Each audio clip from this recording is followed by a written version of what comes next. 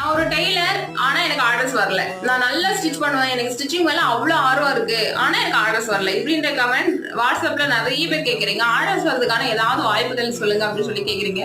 தாராளமா பண்ணலாங்க. ஆர்டர்ஸ் வரதுக்குன்னு சொல்லி நிறைய வழிகள் இருக்கு. ஆல்ரெடி நான் உங்களுக்கு சொல்லியிருக்கிறேன். இருந்தாலுமே இப்ப ஷார்ட்டா நான் உங்களுக்கு சொல்றேன், கேளுங்க.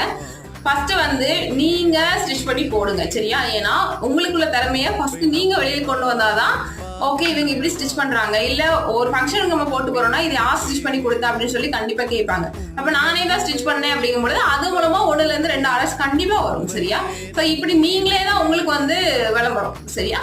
சோ நீங்க ஸ்டிச் பண்ணி போட்டு போங்க, அப்பதான் ஆர்டர்ஸ் நிறைய வரும். இப்ப நானுமே பாத்தீங்கன்னா சாரியில நிறைய கன்வெர்ட் பண்ணி போட்டு போவேன் ஃபங்க்ஷனுக்கு. சோ அப்ப யாருங்கும் பொழுது நானே தான் பண்ணேன் அப்படிங்கும் பொழுது அது மூலமா ஆர்டர்ஸ் கண்டிப்பா வரும், சரியா? சோ அதனால எப்போதுமே நம்ம தான் ஒரு விளம்பரமா இருக்கணும். ஃபர்ஸ்ட் நமக்கு நாமே ஸ்டிச் பண்ணி போடணும். அடுத்த வீடியோ கண்டினியூ பண்ணி பார்க்கலாம்.